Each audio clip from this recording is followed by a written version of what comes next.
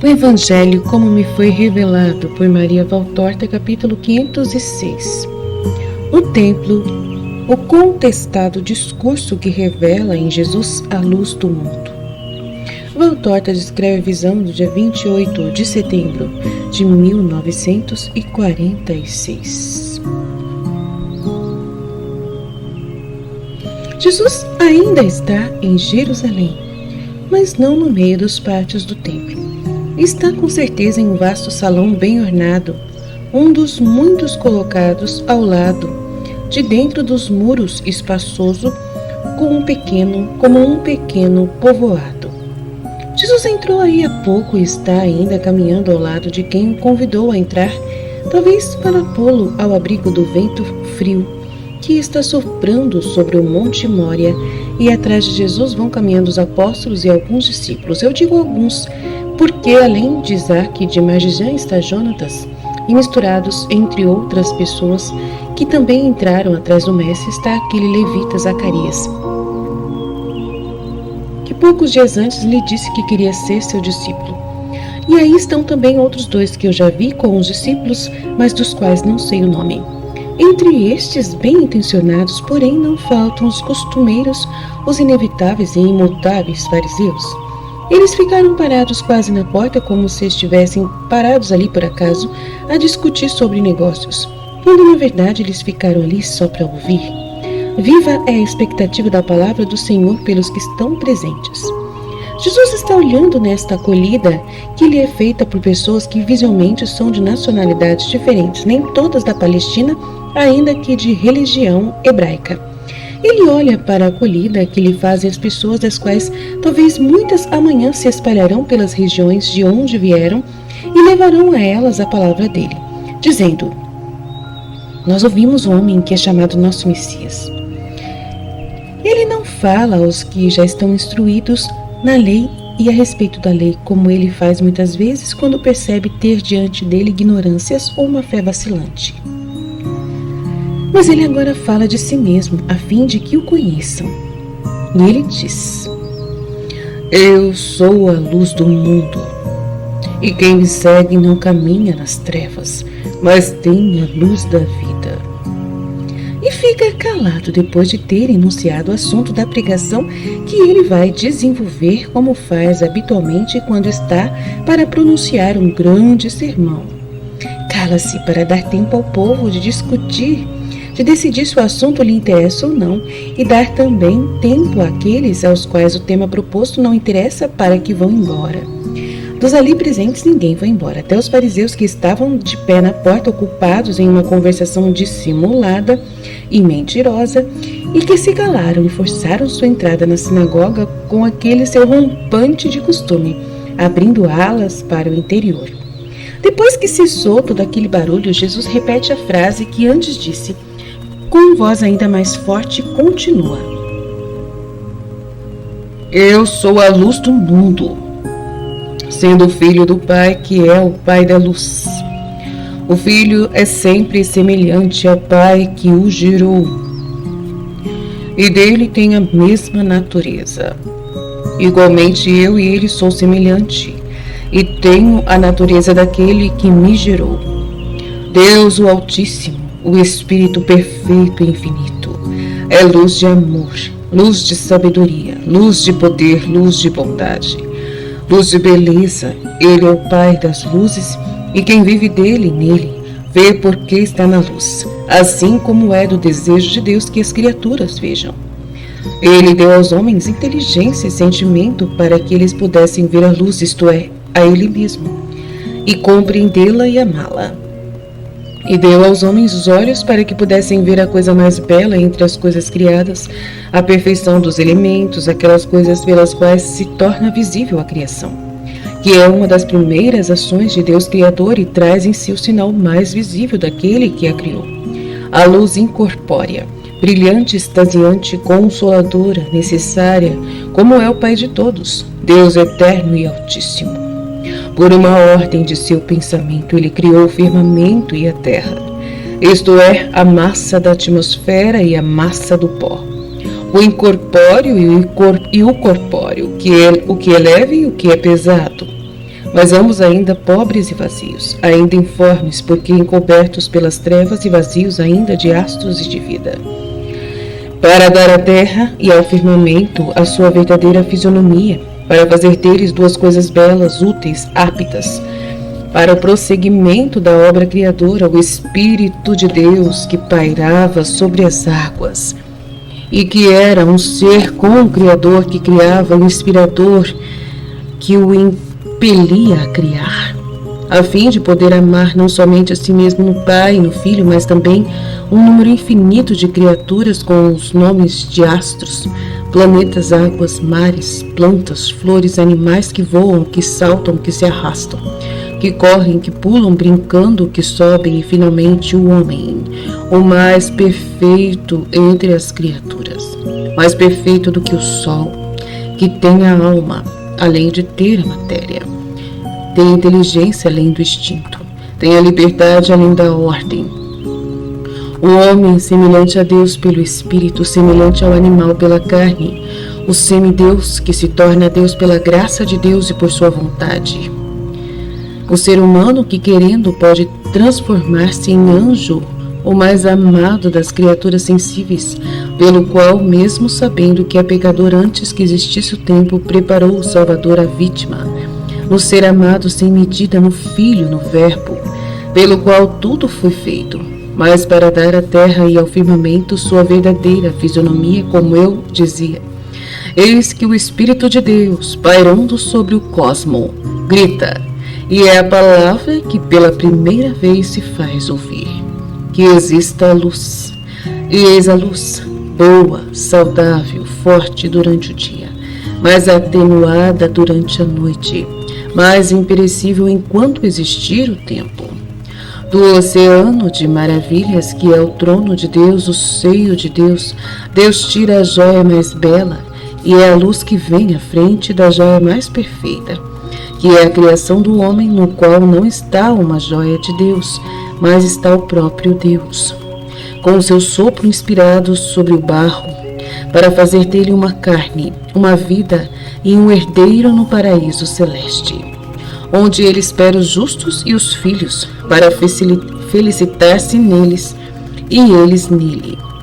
Se no início da criação Deus quis a luz sobre as suas obras, e se para fazer a luz se serviu de sua palavra, se Deus aos mais amados dá a sua semelhança mais perfeita, a luz, luz material alegre e incorpórea, a luz espiritual sábia e santificante poderá ter deixado de dar ao Filho seu amor aquilo que é Ele mesmo? Aquele no qual Ele, desde a eternidade, se compraz, o Altíssimo deu tudo e do tudo Ele quis que fosse primeira e poderosíssima luz. Porque sem esperarem subir ao céu, os homens conhecessem a maravilha da Trindade, o que faz com que os céus cantem em alegres coros, cantem pela harmonia de alegria admirável que sentem os anjos ao olharem para a luz, isto é, para Deus. Luz que enche o paraíso e o faz ser a felicidade de todos os seus habitantes. Eu sou a luz do mundo. Quem me segue não anda nas trevas, mas tem a luz da vida. Assim como a luz sobre a terra informe permitiu a vida às plantas e aos animais, assim a minha luz permite aos espíritos a vida eterna. Eu, a luz que eu sou, crio em vós a vida e a mantenho. Aumento, vos recrio nela e vos transformo. Vos levo para a morada de Deus por caminhos de sabedoria, de amor, de santificação. Quem tem em si a luz, tem Deus em si, porque a luz é uma coisa só com a caridade. E quem tem a caridade tem Deus.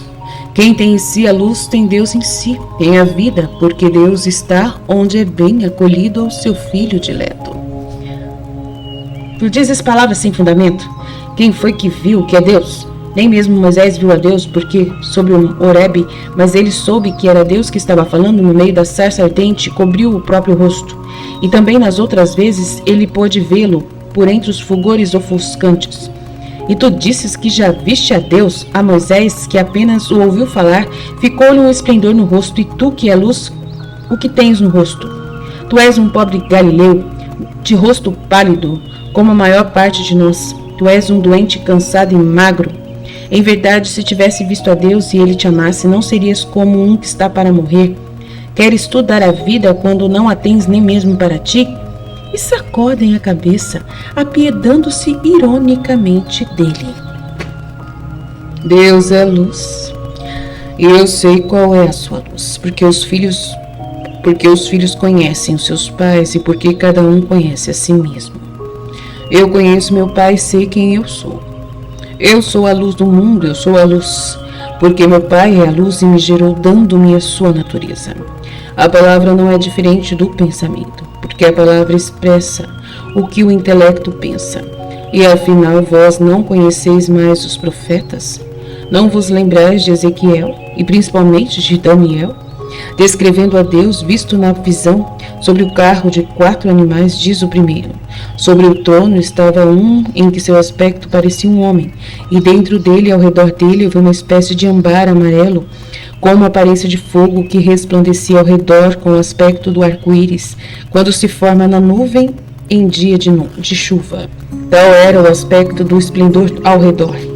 E Daniel diz: eu estava observando antes de se terem levado nos tronos e de ter se assentado o antigo em dias. Suas vestes eram brancas como a neve e seus cabelos como uma lã alva. Vivas chamas formavam o seu trono e as rodas do seu trono eram fogo ardente. Um rio de fogo escorria velozmente diante de sua face. Assim é Deus, e assim é que eu estarei quando vier julgar-vos. Seu testemunho não é válido. Tu dás testemunho de ti mesmo, por isso, que valor tem o seu testemunho? Para nós ele não é verdadeiro. Ainda que eu preste testemunho a favor de mim mesmo, o meu testemunho é verdadeiro, porque eu sei de onde eu vim e para onde vou. Mas vós não sabeis nem de onde eu vim, nem para onde vou. Vós considerais somente a sabedoria que vedes, mas eu conheço tudo o que é desconhecido pelo homem, e vim para que vós também o conheçais. Por isso é que eu disse que eu sou a luz, porque a luz é que faz conhecer o que estava escondido no escuro. No céu há luz, mas na terra dominam as trevas, e escondem as verdades aos espíritos. Porque as trevas odeiam os espíritos dos homens e não querem que eles conheçam a verdade e nem as verdades, a fim de que se santifiquem. E para isso é que eu vim, para que tenhais a luz e, portanto, a vida. Mas vós não me quereis acolher. Vós quereis julgar o que não conheceis, e isso não podeis julgar, porque está muito mais alto do que vós. E é uma coisa incompreensível para quem quer que não a contemple com os olhos do Espírito. Um espírito humilde é alimentado pela fé. Mas vós julgais segundo a carne, e por isso não podeis estar na verdade em vosso julgamento. Eu, ao contrário, não julgo a ninguém. Sempre que eu possa abster-me de julgar, eu olho para vós com misericórdia e rezo por vós, para que vos abrais à luz. Mas quando eu devo julgar mesmo, então meu julgamento é verdadeiro, porque eu não estou sozinho, mas estou com o Pai que me enviou, e ele vê lá de sua glória o interior dos corações, e como ele vê o vosso, vê também o meu. E se ele visse em meu coração um julgamento injusto, por amor a mim e pela honra de sua justiça, ele me advertiria.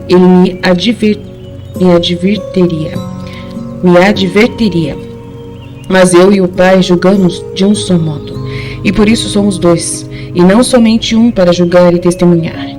Em vossa lei está escrito que o testemunho de duas testemunhas que afirmam a mesma coisa deve se aceitar como verdadeiro e válido. Portanto, eu dou testemunho de minha natureza comigo. O Pai que me enviou testemunha a mesma coisa. Por isso, o que eu digo é a verdade.